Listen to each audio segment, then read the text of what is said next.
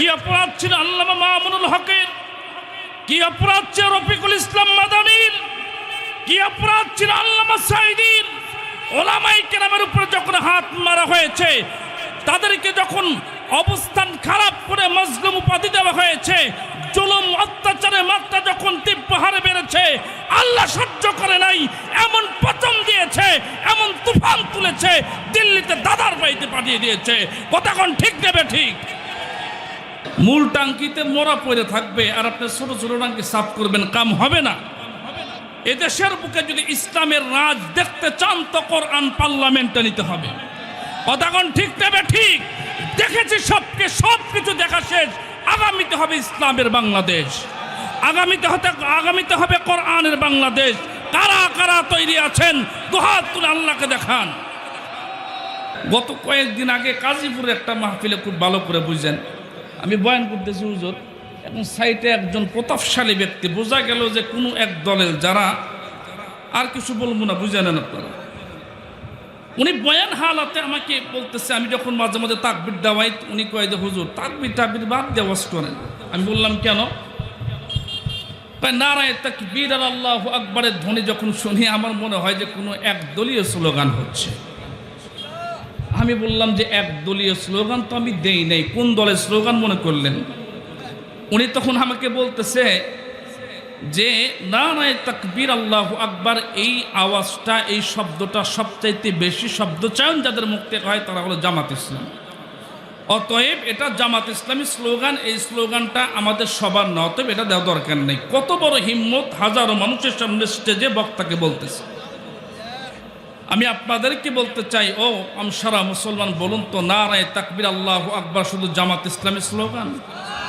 আল্লাহু আকবার মানে আল্লাহ ছোট না বড়? কথা কন না কেন? আল্লাহ ছোট না বড়?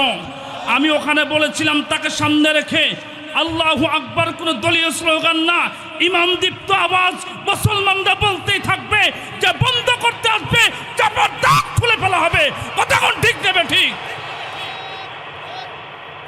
আগামীতে কোন দল কে শাসন করবে, এই দেশে কে রাজ তৈরি করবে, আমরা তো দোয়া করি যা আল্লাহ তো অবশ্যই মনে হয় কবুল করবেন। তবে যারাই যাক না কেন, 96% মুসলমানের ভিতরে আমরা এই দেশের নাগরিক, এই দেশের সম্পদের হক আমাদের আছে। এই দেশে ভাড়াটি হিসেবে আমরা থাকি না। এই দেশে রোহিঙ্গা মানুষরা আমরা, রোহিঙ্গা মুসলমানরা আমরা, নাক মুখ গরম করে, চক্ষু গরম করে, রক্ত চক্ষু আমরা দেখব। সময় পার হয়ে গেছে। এদেশের বুকে আলেম সমাজকে হেয় প্রতিপন্ন করার চেষ্টা যারা করেছিল, তাদের ইতিহাস পড়ে দেখো, ইতিহাস দেখো, যারা সামনে করবে অবস্থান আগের মতো তাদের হবে। কথাক্ষণ ঠিক নেবে ঠিক? الذي أرسله بالحق بشيرا ونذيرا।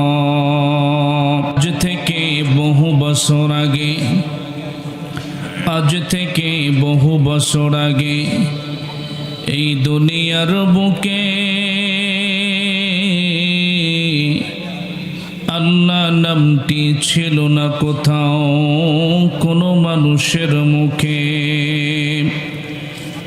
মন্দিরে শুধু বাজিত ঘণ্টা, ছিল না আজান ধ্বনি। সে আধার জগতে এসেছিলে তুমি, হে সাধক রব্বানী। মানুষের মাঝে মানুষ রূপে জন্ম নিয়া, হায়রে মানুষের মাঝে মানুষ রূপে জন্ম নিয়া, মানুষের মন করিলা জয়।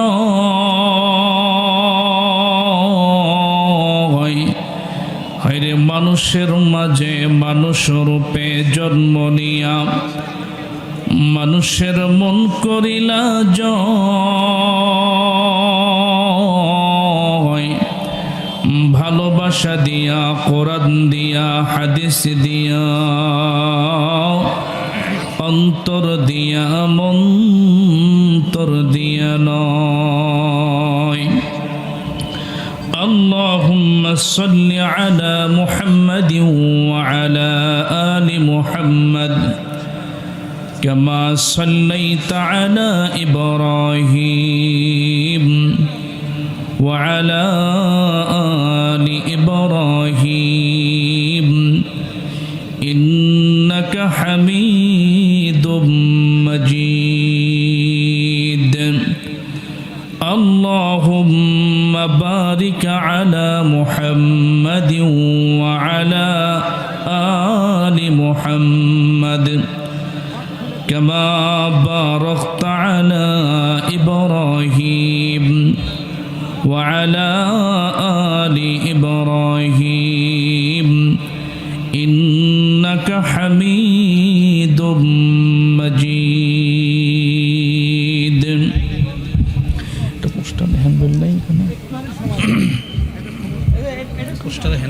نهاية احترام محترم সাহেব সদর পিয়াম সরাবাসী আসন দল মত নির্বিশেষে মহিয়ান প্রভুর আলিশান দরবারে নত শিরে শুকরিয়া আদায় করি যে জাল্লে জালালুহু আদিমে সুলতানুহু রব্বে কাবা রব্বুল আলমিন আমাদের হায়াতকে দারাজ করে সুস্থতার নিয়ামতের সাথে বরকতময় মজমা তথা জান্নাতের বাগানে আসবার বসবার তৌফিক যে মালিক দান করেছেন। খুশি হয়ে জবান সেরে ভক্তি ভরে জোরে সোরে সমস্বরে পড়ি আলহামদুলিল্লাহ। দরুদ পড়ি সাইয়্যিদুল আম্বিয়া ইমামুল মুরসালিন খাতামুন নবিয়্যিন রাহমাতুল লিল আলামিনের প্রতি, যেনাকে সৃষ্টি না করলে এ ধরা এ জগৎ কোনো কিছুই হতো না। ভক্তিগত চিত্তে উদার মনে ইশকে মুহাম্মদি ভাব নিয়ে রসুলের প্রতি এক মর্তবা দরুদ সালাম পড়ি মুহাব্বতে সমস্বরে জোরে সোরে সকলেই পড়ি সাল্লাল্লাহু আলাইহি ওয়াসাল্লাম। একবার আট পাস করে ফেলেছেন। মুহতারাম হাজিরিন, সময় খুবই অল্প আমার। যে আয়াতে কারিমা তেলাওয়াত করেছি মূলত মাদ্রাসার মাহফিল। কওমি মাদ্রাসাগুলো অনেকের কাছে মনে হতে পারে যে এত মাদ্রাসাগুলো কেন বেড়ে উঠতেছে। এক একটা গ্রামে একাধিক মাদ্রাসা, এক একটা এলাকার ভিতরে হাজার হাজার হাজার হাজার মাদ্রাসা। আমি আপনাদেরকে বলতে চাই সম্মানিত মুসল্লিয়ানে কেরাম, এদেশের বুকে যদি মাদ্রাসার সংখ্যা বাড়ে তো নাস্তিকের সংখ্যা কমে যাবে। কথা ঠিক নেবে ঠিক? এদেশে যদি মাদ্রাসার সংখ্যা বাড়ে তে নবী বিদ্বেষী কোরআন বিদ্বেষী আউল বাউল ফাউ যারা আছে তাদের সংখ্যা কমে যাবে। এদেশের বুকে যদি মাদ্রাসা বাড়ে, যখন যে দল সরকারে থাকুক না কেন, যে দল রাজনীতির ময়দানে মাঠে থাকুক না কেন, আর যাই হোক না কেন, উম্মতে আলামা হজরতটা থাকার কারণে, বেশি থাকার কারণে কোনো নাস্তিক, কোনো মুরতাদ, কোনো খারাপ, কোনো বেজরমা, কোনো জগতের শ্রেষ্ঠ খারাপ ব্যক্তি যারা আছে, যারা ওলামায়ে দ্বীনদেরকে বাঁকা চোখে দেখে, ইসলাম আর কোরআন ওয়ালাদেরকে যারা বাঁকা চোখে দেখে, আর যাই হোক ওলামা বিদ্বেষী যারা আছে, আলেমদের দেখে যাদের ভূমিকম্প হয়, তাদের সংখ্যাও দেশ থেকে কমে যাবে। কথা ঠিক নেবে ঠিক? এই জন্য আমার তো কথা শুধু এলাকা জুড়ে না, প্রতিটা গ্রামে একাধিক মাদ্রাসা হোক। আপনারা চান না? কথা কেন না কেন চান না আপনারা? মাদ্রাসা হোক। এই যে আজকের মাদ্রাসা আমসারা কওমিয়া হাফিজিয়া মাদ্রাসার উন্নতিকল্পে আজকের এই মাহফিল। আজকে হযরত উলামায়ে কেরাম আসবেন, বয়ান করবেন। বড়দের শাড়িতে ছোট্ট মানুষ আমি আপনাদের সামনে ছোট্ট একটা আয়াতে কারিমা তেলাওয়াত করেছি।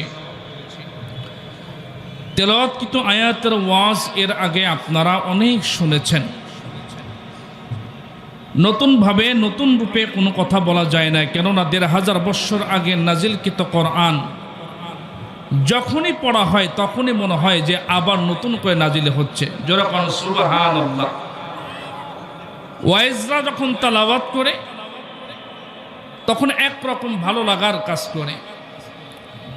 কারি সাহেবরা যখন দোকানে হাত দিয়ে তেলাওয়াত করে আরেকটা অন্যরকম ভালো লাগা কাজ করে। এরপরে যখন নামাজের ভিতরে কণ্ঠ যেমনই হোক না কেন, ইমাম সাহেবানগণ যখন তালাওয়াতে কোরআনি নামাজের মধ্যে পড়ে, ভালো লাগে কি লাগে না? ভালো লাগে। মনে রাখবেন মুসলমান, এ দুনিয়ায় একটা কিতাব, একটা কালাম, কালামুল্লাহ, আল্লাহর কথা, আল্লাহর কিতাব। এ পৃথিবীর জমিনে ইলমে দ্বীন শিক্ষাকে এক জাতীয় ব্যক্তি বাঁকা চোখে দেখে, যে তোমার সন্তানকে মাদ্রাসায় দিবা, সস্তা বিদ্যা শিখাইবা, তোমার সন্তান তো দাঁড়ে দাঁড়ে ঘরে ঘরে গিয়ে হাত পাতবে মাদ্রাসার জন্য, তোমার সন্তান বেড়ে উঠবে, বড় হবে, সংসার হবে, সব হবে, মাগার ইনকাম সোর্স কখনো বাড়বে না। কওমি মাদ্রাসার বেতন ভাতা একেবারে সর্বনিম্ন। ও মুসলমান, আপনাদেরকে প্রশ্ন করতে চাই, কোন হুজুরকে না খায়া মরে গেছে নি? না, ভাই হুজুররা ভাত পায় না। আরে মিয়া, হুজুররা ভাত খায় না, হুজুররা ভাত পায় না মিয়া, ভাত খায় না। আসমানের নিচে জমিনের উপরে দুনিয়াতে সর্বোচ্চ সম্মানের অধিকারী হয়ে থাকলে একমাত্র শুধুমাত্র কেবলমাত্র হযরত উলামায়ে কেরাম। কথা বল ঠিক না বেটি? বাংলাদেশের প্রাইম মিনিস্টার, প্রধানমন্ত্রী যদি খাবার খায়, এই খাবারটাও ল্যাবে নিয়ে হাজারো পরীক্ষা নিরীক্ষা করে খাবারটা দেখে শুনে বুঝে খাইতে হয়। কিন্তু আমরা ভয় করি কাকে? আল্লাহকে। আল্লাহর দেওয়া রিজিক, হালাল রিজিক পাই, খাই, আলহামদুলিল্লাহ। যা হোক না কেন, পঠিত আয়াতের মধ্যে আল্লাহ পাক সুবহানাহু ওয়া তাআলা বলেন, নিশ্চয় যারা জানে আর যারা জানে না, দুই দল কখনো এক না। এখন কারা কি জানে আর কি জানে না, এটা বলবে আল্লাহর কোরআন। কে বলবে? আল্লাহর কোরআন বলে। আল্লাহ তাআলা বলেন, قل هل يستوي الذين يعلمون والذين لا يعلمون قل هل يستوي الذين يعلمون والذين لا يعلمون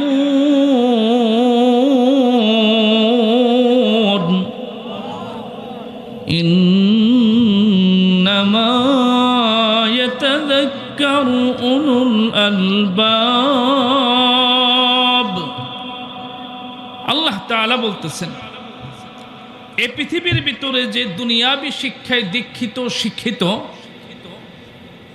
এ ব্যক্তিও রাস্তায় দাঁড়ায় বলে আমি একজন সুশীল শিক্ষিত সমাজের একজন। এ সমাজের ভিতরে মূল্যায়ন তাদেরই কি করা হয়? অমুকের ছেলে এসএসসি পরীক্ষা দিয়েছে, অমুকের ছেলে আইএ পরীক্ষা দিয়েছে, বিএ পরীক্ষা দিয়েছে, বিশেষ ক্যাডার হয়েছে। মনে রাখবেন মুসলমান, এই দুনিয়ার বুকে সর্বোচ্চ সম্মান প্রাপ্ত ব্যক্তি যদি থাকে, তাহলে আমাদের কওমি মাদ্রাসার সূর্য সন্তান আর সোনার সন্তান বললেই আমাদের এই সমস্ত মাদ্রাসার ছোট্ট ছোট্ট তালিবুল ইলমি হতে পারে সূর্য সন্তান আর সোনার সন্তান। এই ব্যতীত তাম পৃথিবী জুড়ে কোনো ব্যক্তির সন্তান কখনো সূর্য সন্তান আর সোনার সন্তান হতেই পারে না, হতেই পারে না। কথা কোন ঠিক না বেঠিক? আমার দেশের ছোট ছোট ছোট্ট বাচ্চারা বিভিন্ন বিদেশের ভিতরে, বিভিন্ন দেশের ভিতরে হাজার হাজার হাজার হাজার হাফেজ কোরআনদের ভিতরে আমার দেশের হাফেজ কোরআনরা চ্যাম্পিয়ন হয়ে এক নম্বর হয়ে প্রথম স্থান অর্জন করে দেশে ফেরে।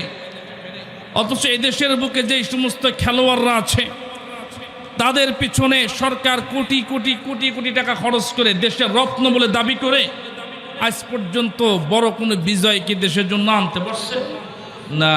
আর ওই পর্যন্ত যাইতেই তো পারে নাই, ফাইনাল পর্যন্ত যাইতেই তো পারে নাই। আসুন নিজেরা কোরআন পড়ি, আহাল আওলাদদেরকে আলেম বানাই। হয়তো আমাদের আর সময় নাই ঘুরে মাদ্রাসা ভর্তি হওয়ার, কিন্তু ভ্রাম্যমান মাদ্রাসা আছে, দাওয়াত ও তাবলীগ, নিজবতে ঢোকেন, শেখেন। না শিখে অভিনয় করে নামাজ পড়ে খোদাকে কসম কিছুই পাইবেন না। কি অপরাধ ছিল আল্লামা মামুনুল হকের, কি অপরাধ ছিল রফিকুল ইসলাম মাদানীর, কি অপরাধ ছিল আল্লামা সাঈদীর। ওলামায়ে কেরামের উপরে যখন হাত মারা হয়েছে, তাদেরকে যখন অবস্থান খারাপ করে মজলুম উপাধি দেওয়া হয়েছে। জুলুম অত্যাচারের মাত্রা যখন তীব্র হারে বেড়েছে, আল্লাহ সহ্য করে নাই, এমন পতন দিয়েছে, এমন তুফান তুলেছে, দিল্লিতে দাদার বাড়িতে পাঠিয়ে দিয়েছে। কতক্ষণ ঠিক নেবে ঠিক? মূল টাঙ্কিতে মোড়া পড়ে থাকবে আর আপনি ছোট ছোট টাঙ্কি সাফ করবেন, কাম হবে না। এদেশের বুকে যদি ইসলামের রাজ দেখতে চান তো কোরআন পার্লামেন্টে নিতে হবে। কতক্ষণ ঠিক নেবে ঠিক? দেখেছি সবকিছু দেখা শেষ। আগামীতে হবে ইসলামের বাংলাদেশ, আগামীতে হবে কোরআনের বাংলাদেশ। কারা কারা তৈরি আছেন দুহাত তুলে আল্লাহকে দেখান। গত কয়েকদিন আগে কাজীপুরে একটা মাহফিলে খুব ভালো করে বুঝেন, আমি বয়ান করতেছি হুজুর, এখন সাইটে একজন প্রতাপশালী ব্যক্তি, বোঝা গেল যে কোনো এক দলের যারা, আর কিছু বলবো না, বুঝে নেন আপনারা। উনি বয়ান হালাতে আমাকে বলতেছে, আমি যখন মাঝে মাঝে তাকবির দেওয়াই, উনি কয়ে যে হুজুর তাকবির বাদ দেওয়াজ করেন। আমি বললাম কেন? নারায়ে তাকবীর আর আল্লাহু আকবারের ধ্বনি যখন শুনি আমার মনে হয় যে কোনো একদলীয় স্লোগান হচ্ছে। আমি বললাম যে একদলীয় স্লোগান তো আমি দেই নাই, কোন দলের স্লোগান মনে করলেন? উনি তখন আমাকে বলতেছে যে নারায়ে তাকবীর আল্লাহু আকবার, এই আওয়াজটা, এই শব্দটা সবচাইতে বেশি শব্দ চায়ন যাদের মুখ থেকে হয় তারা হলো জামাত ইসলাম। অতএব এটা জামাত ইসলামী স্লোগান, এই স্লোগানটা আমাদের সবার না, অতএব এটা দেওয়া দরকার নেই। কত বড় হিম্মত, হাজারো মানুষের সামনে স্টেজে বক্তাকে বলতেছে। আমি আপনাদেরকে বলতে চাই, ও আমসারা মুসলমান, বলুন তো নারায়ে তাকবীর আল্লাহু আকবার শুধু জামাত ইসলামী স্লোগান? আল্লাহু আকবার মানে আল্লাহ ছোট না বড়? অতক্ষণ না কেন আল্লাহ ছোট না বড়? আমি ওখানে বলেছিলাম তাকে সামনে রেখে আল্লাহু আকবার কোনো দলীয় স্লোগান না, ইমাম দীপ্ত আওয়াজ মুসলমানরা বলতেই থাকবে, যে বন্ধ করতে আসবে চাপার দাগ খুলে ফেলা হবে। কতক্ষণ ঠিক নেবে ঠিক? আগামীতে কোন দল কে শাসন করবে, এই দেশে কে রাজ তৈরি করবে, আমরা তো দোয়া করি যা আল্লাহ তো অবশ্যই মনে হয় কবুল করবেন। তবে যারাই যাক না কেন, 96% মুসলমানের ভিতরে আমরা এই দেশের নাগরিক, এই দেশের সম্পদের হক আমাদের আছে। এই দেশে ভাড়াটি হিসেবে আমরা থাকি না। এই দেশে রোহিঙ্গা মানুষরা, আমরা রোহিঙ্গা মুসলমানরা, আমরা নাক মুখ গরম করে, চক্ষু গরম করে, রক্ত চক্ষু আমরা দেখব। সময় পার হয়ে গেছে। এদেশের বুকে আলেম সমাজকে হেয় প্রতিপন্ন করার চেষ্টা যারা করেছিল, তাদের ইতিহাস পড়ে দেখো, ইতিহাস দেখো, যারা সামনে করবে অবস্থান আগের মতো তাদের হবে। কতক্ষণ ঠিক নেবে ঠিক?